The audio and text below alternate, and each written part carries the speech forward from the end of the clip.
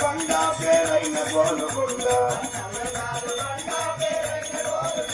నీ తండ్రి మొదలు అంటనే రామగుండము లక్ష్యమ్మ నీ తండ్రి మొదలు అంటనే రామగుండము లక్ష్యమ్మ తోలోనికి దయాల